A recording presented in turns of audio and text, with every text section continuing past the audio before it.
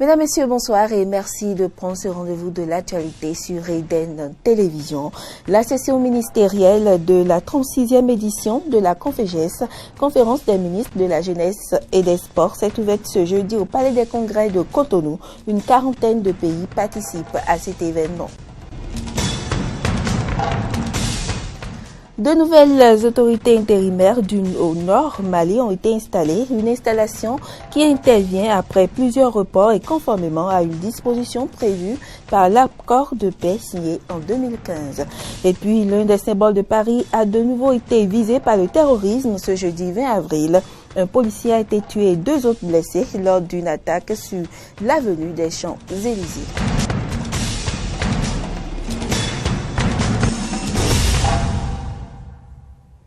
On ouvre ce journal par les nouvelles de l'Assemblée nationale. Comme de coutume, au cours de la session parlementaire, les journées du jeudi sont consacrées aux questions orales au gouvernement. Celle du 20 avril portait sur des sujets de développement. Suivez ce point que nous font Ramen Didier Rumpenouti et Romaric Devauchy. Conformément aux dispositions de l'article 110 du règlement intérieur de l'Assemblée nationale, le gouvernement est invité à apporter à la représentation nationale les réponses aux questions ci-après. Premièrement, quelles sont les dispositions prises par le gouvernement pour garantir un réel succès de la campagne cotonnière 2016-2017? Deuxièmement, comment le gouvernement explique-t-il les difficultés d'évacuation du coton constatées dans certaines communes? Selon les informations obtenues auprès de ces transporteurs des gros camions et suivant l'actualité, le prix de transport de la tonne du coton aurait connu une diminution. Premièrement, quelles sont les raisons de cette diminution? Deuxièmement, les véritables acteurs, c'est-à-dire les transporteurs et le gouvernement, ont-ils négocié avant d'en arriver là? Et dernièrement, quel est le prix actuel du transport au tonnage du coton par zone selon les distances comparativement aux années antérieures? Je voudrais, à l'entame de mes réponses, appeler l'attention des députés sur le contexte de la campagne cotonnière 2016-2017.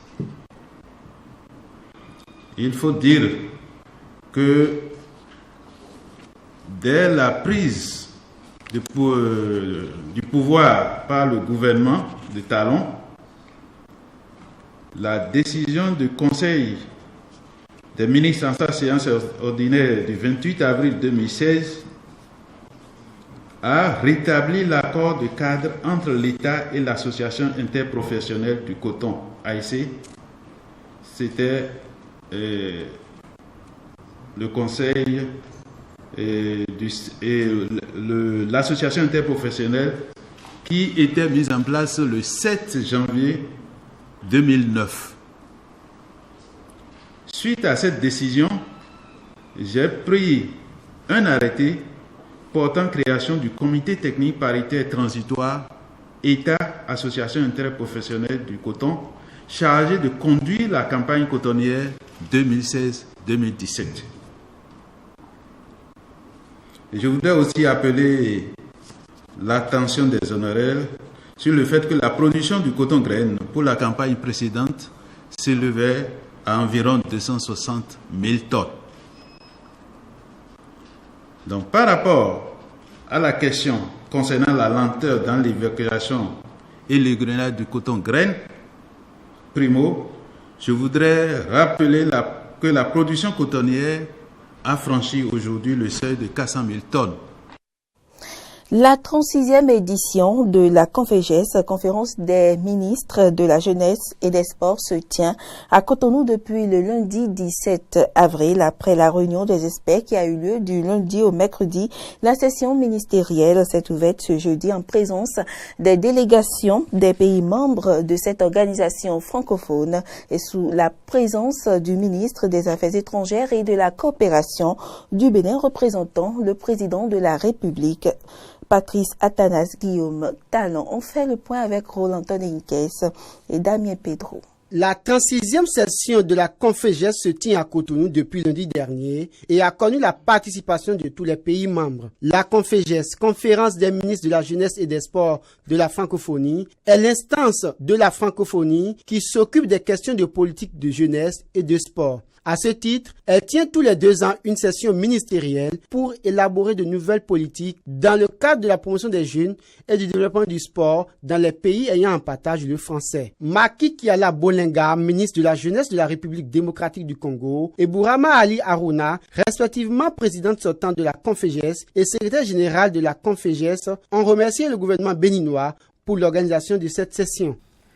C'est vous dire toute notre gratitude pour le grand honneur que vous faites à notre organisation commune de présider la cérémonie officielle de ce jour. Nous apprécions à sa juste valeur votre auguste présence qui confère à notre session une dimension exceptionnelle en plus de toutes les formes de délicatesse et d'hospitalité dont nous faisons l'objet. Après 3 jours de travaux des experts et le conclave des ministres, Oswald Omeki, ministre des Sports du Bénin, est choisi pour conduire les rênes de la Conféges jusqu'en 2019. Après avoir reçu les attributs de ses nouvelles charges, il prend des engagements vis-à-vis de ses pairs de la francophonie. Donc je voudrais placer mon mandat sous le signe de l'action. Agir pour concrétiser le libre ensemble. Agir surtout, mais agir en synergie. Je serai un président présent. Je serai un président doux, mais je serai un président ferme et rigoureux sur la méthode. Aurélien Agbenochi, ministre des Affaires étrangères et de la coopération du Bénin, représentant le président de la République Patrice Talon, s'est dit rassuré de la confiance faite au Bénin au travers de la désignation du ministre Oswald Omeki comme président en exercice de la Conféges avant de procéder au lancement officiel des travaux qui prennent fin ce vendredi. Le Bénin vous donne l'assurance de jouer sa partition. Le Bénin vous donne l'assurance de conduire à bon port le navire Conféges pendant les 2 années à venir. Je voudrais vous dire que nous serons ouverts dans cette démarche de révélation de notre pays au monde et dans cette détermination à amener le pays vers nous. Je voudrais vous donner l'assurance, et c'est le président de la République qui m'a demandé de l'exprimer fortement et de manière résolue. Je voudrais vous donner l'assurance que nous serons présents, nous serons là pour répondre à tous les défis que vous souhaitez relever, que nous devons relever pour repositionner la Conféges pour en faire une organisation qui se révèle, mais une organisation qui prend aussi son nouveau départ. Et au nom du président de la République, je déclare ouverte la conférence ministérielle de la Conféges. Je vous remercie. Au cours de cette session ministérielle, les tests de l'instance seront revus et un nouveau secrétaire général sera désigné en remplacement au Nigérien Bourama Ali Aruna, dont le mandat prend fin le 1er septembre 2017. Au cours des activités marquant l'ouverture de la 36e édition de la Conféges ce 20 avril, les meilleurs jeunes entrepreneurs ont reçu des récompenses. Ces distinctions sont adossées au prix d'excellence Bernadette Nicole Mapoké Ndongo. Suivez ici les expressions de quelques lauréats. Je suis très heureuse et très honorée. Surtout que c'était un lourd poids qui pesait sur mes épaules parce que je ne suis pas seule dans cette entreprise. Nous sommes 4 jeunes Sénégalais qui ont réussi à accomplir cela. Donc il ne fallait surtout pas que je les déçoive. Et je représente également mon pays, le Sénégal, qui m'a fait confiance pour pouvoir les représenter. Donc je remercie l'État du Sénégal et la Conféges également en passant. Et voilà, je suis très heureuse, très honorée d'avoir reçu ce prix aujourd'hui qui pourra nous permettre d'aller de l'avant. Il y a énormément de déchets plastiques, il y en a au moins 5 millions par jour. Donc c'est vraiment un fléau, un problème de santé publique, un problème environnemental auquel il fallait apporter une solution. Donc ce que nous faisons déjà, c'est que nous sensibilisons. Nous allons dans les écoles pour déposer des poubelles, apprendre aux jeunes comment trier et collecter. Ensuite, nous prenons ce plastique-là, que nous transformons, que nous leur redonnons une seconde vie Et voilà, nous confectionnons des pavés à base de ces sachets plastiques-là.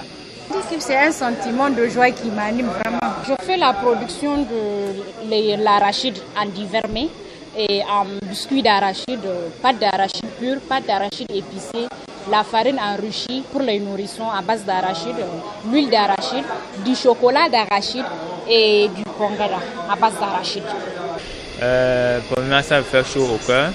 Je viens du Togo. C'est une bataille rude qui a été sur le site. Les entreprises sont vraiment à la hauteur et nous n'avons pas démérité cette place et c'est très content et nous allons réinjecter ce qu'ils nous ont donné dans l'entreprise pour pouvoir être performants dans la sous-région.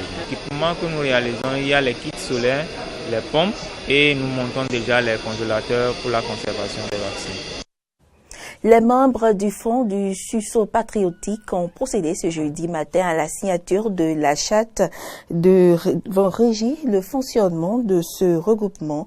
L'événement s'est déroulé au Kodiam à Cotonou en présence des représentants de plusieurs partis politiques et associations de la société civile. Suivez ce commentaire de Samson Oki. Se battre ensemble pour la préservation des acquis démocratiques contre toute atteinte aux libertés fondamentales et toute velléité de restauration de l'autocratie, c'est là un aperçu des objectifs clés qui sous-tendent la création de ce nouveau mouvement. Créé le 20 mars dernier dans un contexte marqué par le débat sur le projet de révision de la Constitution, le Front pour le sursaut patriotique se donne aujourd'hui une charte. C'est la signature de cette charte qui a réuni plus de 30 mouvements, associations, organisations et partis politiques ce jeudi 20 avril 2017. Les organisations membres du Front s'engagent ainsi à lutter contre l'impunité, toute tentative d'accaparement du pouvoir et du patrimoine national et à œuvrer pour l'instauration d'une gouvernance transparente au Bénin. De plus, les signataires de la charte annoncent pour les prochains jours une grande mobilisation des citoyens pour des assises nationales qui définiront de nouvelles lignes de gestion du pouvoir étatique. Signalons que la charte du Front pour le sursaut patriotique sera complétée par un règlement intérieur qui précisera les organes de fonctionnement et le mode de financement de ces activités ainsi que les droits et devoirs des membres. L'actualité hors du Bénin, plusieurs dizaines de Nigériens, parents de filles de Chibok disparus, se sont rendus devant la villa présidentielle à Abuja afin de rappeler au chef de l'État sa promesse de sauver les autres filles détenues par les islamistes de Boko Haram. On écoute quelques-uns. Eh bien, c'est une surprise qu'il y ait une protestation par les parents des filles de Chibok. Mais tout est sous contrôle maintenant. C'est une mauvaise communication entre leur leadership et les parents des filles enlevées qui sont encore dans les broussailles. Nous n'avons pas de filles actuellement, mais la dernière fois, ils en ont ramené 21 et le reste est encore dans la brousse. Il n'y a pas de communication, c'est pourquoi nous sommes venus chez Monsieur le Président. Laissez-le nous indiquer le lieu où sont nos filles. Le Mali a terminé ce jeudi l'installation des autorités intérimaires dans ces régions du Nord. L'installation de ces autorités intérimaires pour Tombouctou et Taouténit complète le programme prévu dans les 5 régions du Nord du Mali par un accord signé en mai-juin 2015. Boubacar Oud Ahmad de l'ex-rébellion à dominante Touareg du Nord du Mali a été investi président du Conseil régional de Tombouctou Nord-Ouest. Suivez quelques propos du nouveau président. Nous remercions le gouvernement malien d'abord pour l'accompagnement. Sans le gouvernement, nous n'allons pas arriver ici. Nous le remercions. Nous demandons de redoubler les efforts pour l'application de l'accord parce que seulement l'application de l'accord peut nous faire. Nous sommes satisfaits, d'autant plus que je succède à un aîné qui a une expérience de la boîte, qui est le vice-président, et qu'ensemble nous pouvons vraiment travailler la région avec l'expérience que nous avons, avec tous les enfants de la région, nous pouvons travailler ensemble. Donc, instaurer une paix durable, c'est un moyen parmi tant d'autres. Il y a plusieurs moyens pour instaurer une paix durable. Une paix durable demande l'accompagnement de tous et de chacun. Chacun a son rôle à jouer, non seulement l'autorité intérieure. Le tribunal militaire de Yaoundé a reporté au 24 avril 2017 le verdict dans le procès contre le journaliste de Radio France Internationale Ahmed Abba en détention depuis juillet 2015 et qui risque la peine de mort pour complicité de terrorisme, a annoncé son principal avocat par l'agence France Presse. Le verdict a été reporté au lundi 24 alors que les juges avaient jusqu'à ce jeudi dernier délai pour prendre leur décision, a précisé l'avocat qui s'est déclaré surpris par ce report qui s'inscrit hors de la loi. On l'écoute. L'affaire a été mise en délibéré pour que le tribunal se prononce sur la culpabilité. Ils sont arrivés ce matin, ils ont vidé le délibéré sur la culpabilité et ils ont déclaré notre client non coupable des faits d'apologie et de terrorisme, qui était l'infraction principale en fait de compte dans cette affaire. Et ils ont retenu deux infractions que je considère comme des infractions accessoires, c'est-à-dire le blanchiment des produits de terrorisme et la non-dénonciation. Ces deux infractions présupposent qu'il y ait eu acte de terrorisme consacré. Or, dans ce dossier, l'infraction pour laquelle le parquet devait établir l'acte de terrorisme a été retirée par le parquet lui-même. Donc dès lors, on ne voit pas très bien comment on a pu arriver à retenir une infraction accessoire qui est le blanchiment de produits de terrorisme. Je pense que ce sont des jugements qui, en fait, ne règlent pas les questions de fond. Parce que, quand même, une accusation de terrorisme est une accusation extrêmement grave. Et il faut, de ce point de vue-là, apporter des preuves incontestables. Une fusillade sur la plus célèbre avenue de Paris et aucune alerte lors de l'attentat contre des policiers jeudi 20 avril dans la soirée sur les Champs-Élysées. Un homme a été délibérément il a tiré délibérément sur les policiers en tuant un et en blessant deux grièvement avant d'être abattu. Il a été identifié. Le paquet antiterroriste est saisi. L'État islamique a revendiqué l'attaque. Un attentat qui ressemble à une attaque terroriste, a indiqué le président américain Donald Trump, présentant ses condoléances au peuple de la France. Tout d'abord, nos condoléances au peuple de France. Cela arrive une fois encore, on dirait. J'ai vu ça en arrivant, c'est une chose terrible. C'est une chose vraiment, vraiment terrible qui se passe dans le monde aujourd'hui. Mais il me semble que ce soit une nouvelle attaque terroriste. Que peut-on dire? Ça ne s'arrête jamais. Nous devons être forts et vigilants, comme je le dis déjà depuis longtemps.